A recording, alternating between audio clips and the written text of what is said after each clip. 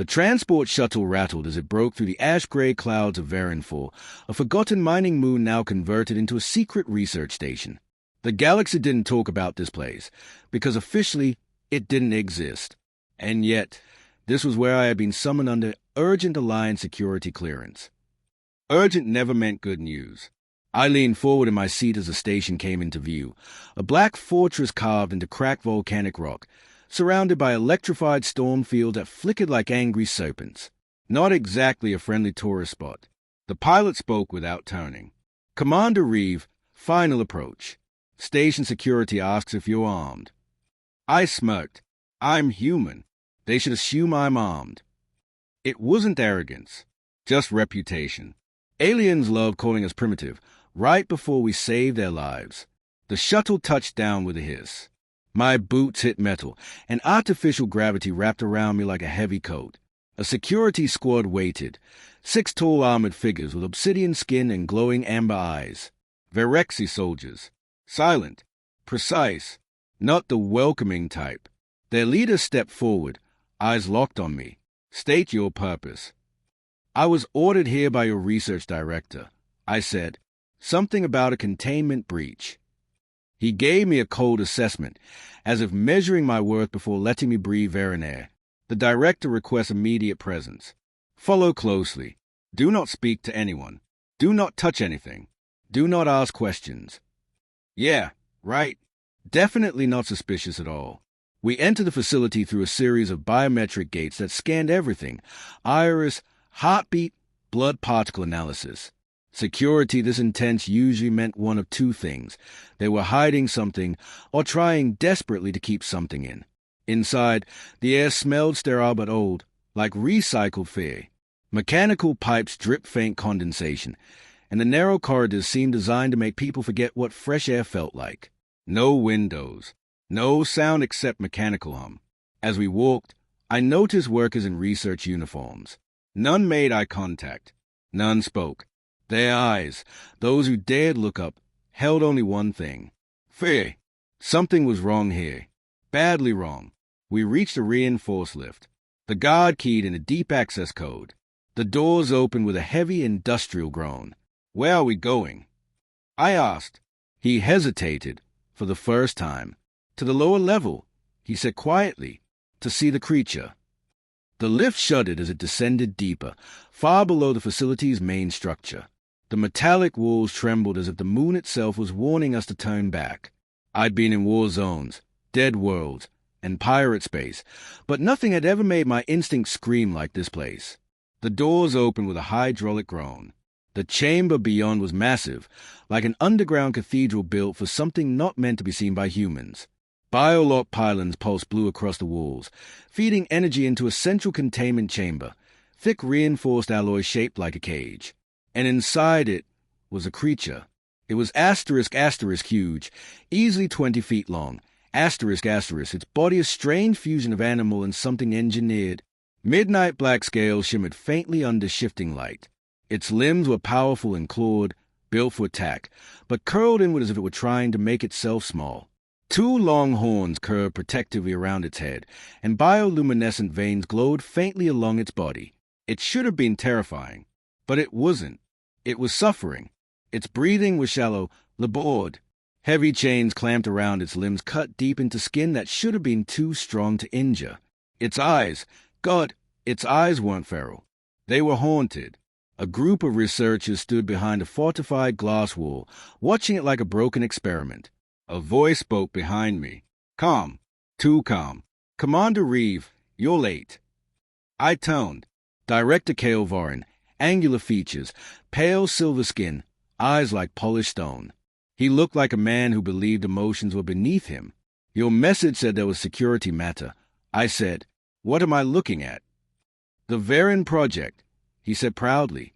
"This specimen is a captured Zyran beast, classified a Tier 7 galactic threat, capable of planetary devastation, intelligent, highly aggressive." I glanced back at the creature. It didn't look aggressive. It looked betrayed. So why chain it like a criminal? I asked. "To study it," Vorin said. "Then dispose of it. The High Council has ordered its termination at dawn. Your presence is required as an Alliance witness. Terminate it. I repeated slowly. Why? He folded his hands behind his back. It killed 3 researchers. My jaw clenched. Or maybe 3 researchers heard it first. He didn't like that I said that. His eyes thinned. That thing, he said sharply, is not capable of compassion. It is a monster. I felt the creature's gaze on me then, silent, heavy, pleading. No, it wasn't a monster. It was alone. And I suddenly knew, without understanding why, if I walked away now, something unforgivable would happen. The chamber lights flickered overhead, and a chill moved through the air like something unseen had just exhaled. The beast lowered its head, exhausted from whatever torture this place had put it through. My fist tightened. Show me the incident report, I said. Director Vorin didn't move. Denied. Access is restricted. I stared at him. You call me here as an official witness. You don't get to censor what I see. A new voice cut in, sharp, confident, and layered with quiet defiance. His right. I turned just as she stepped forward, a tall alien woman in a research uniform, silver-black hair tied back, eyes glowing faint violet beneath dark lashes. Her skin carried faint luminescent markings that pulsed gently along her neck and collarbones, not human, but startlingly beautiful. Controlled, intelligent. Dr. Ceres Valen, she introduced herself, ignoring Vorin's glare. Xenobiology Division. She didn't look like the others. She didn't look afraid. She looked angry. She held out a data tablet. Hey, Commander. Unedited logs. All of them. Vorin stepped forward sharply. Dr. Valen, this is treason. No, she said calmly, locking eyes with him. This is truth. I respected her instantly. I began scrolling through the report. My chest tightened the farther I read. This creature didn't attack first, I said. It was shocked, drugged, restrained, and I froze on the line. They tried to remove its neural core. Ceres nodded. They attempted live dissection, without authorization. My blood boiled. Vorin's voice cut in like a blade. Irrelevant. It killed 3 of my team. That's all that matters. I looked at him in disgust. Self-defense isn't murder. He stepped closer, eyes burning. Listen to me, human. No, I snapped. You listen. You want me to sign a death order? Fine, but I don't kill without knowing why. And everything I see tells me this thing was provoked. That is not a thing, Ceres said quietly beside me. It's a sentient Type 4 life form. It understands language.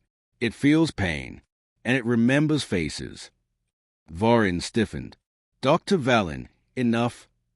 She ignored him and looked at me instead. Commander, nobody asked why because everyone here is too afraid. But something is wrong. This isn't research. It's a cover operation. A low, rumbling sound vibrated through the chamber. The chained beast had lifted its head, its glowing eyes fixed not on Vorin, but on me. For a moment, I forgot to breathe, because in that look, I saw a question. Not will you kill me, but will you hear me?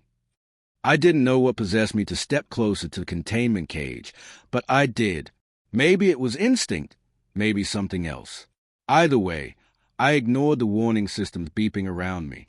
Commander! Stop, Vorin snapped. Level 3 proximity violation. The neural barrier hasn't been stabilized. Let him, Dr. Ceres said quietly. The beast watched me, not with hunger, not with rage, but with pure, shattered awareness. Slow, careful, I knelt in front of the reinforced bars. Every survival instinct screamed at me to keep my distance. I didn't. Instead, I spoke, not like a soldier, not like a judge, but like someone who refused to be afraid. I know you can understand me, I said. I read the logs. You didn't attack first. You defended yourself, didn't you? The creature didn't growl. It didn't thrash. It just stared at me with eyes that glowed like molten amber. Ceres moved beside me. Try using tone, not words. Sentient Type 4s respond more to. Too late. The beast leaned forward, and a shock of internal energy flared along its chains, surging into the ground. Vorin's guards immediately raised their rifles.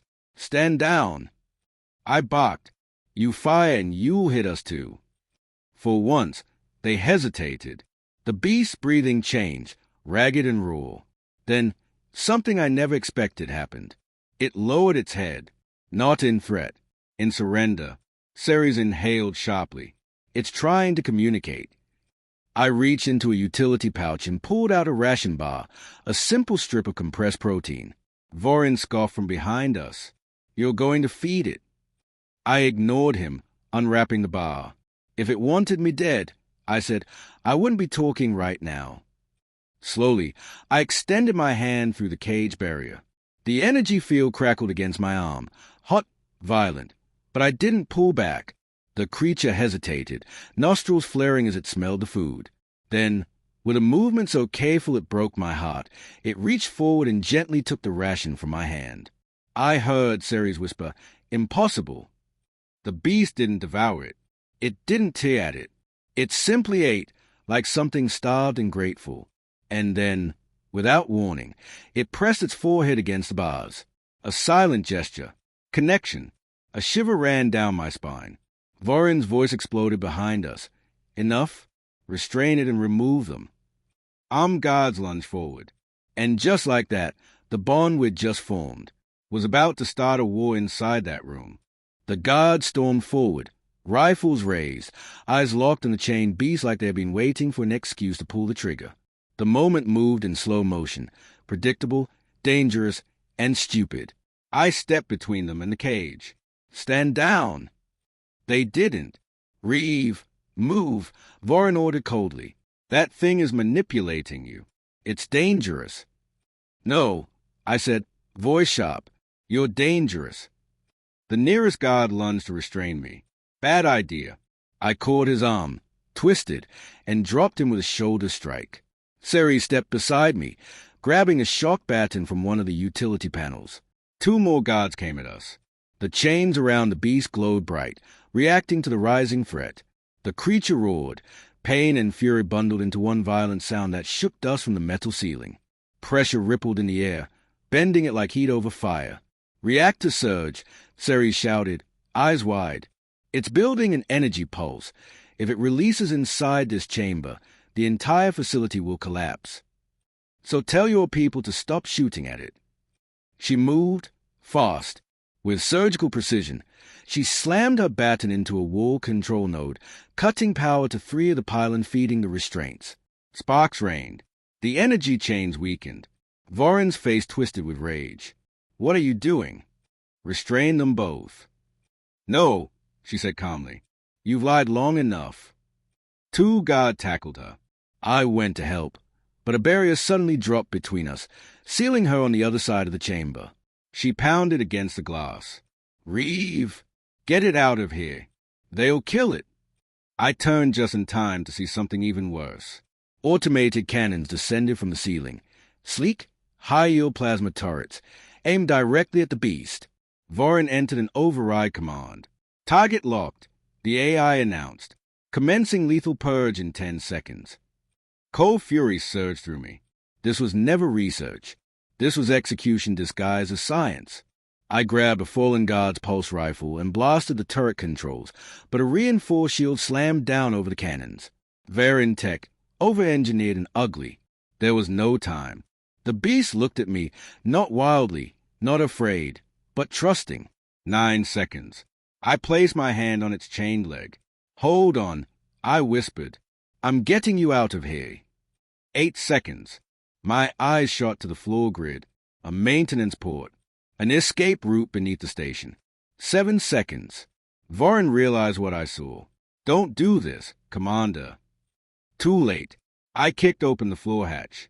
6 seconds. "Move!" I shouted. The beast surged with desperate strength, shattering 2 of its weakened restraints. Metal screamed. The chamber trembled. 5 seconds.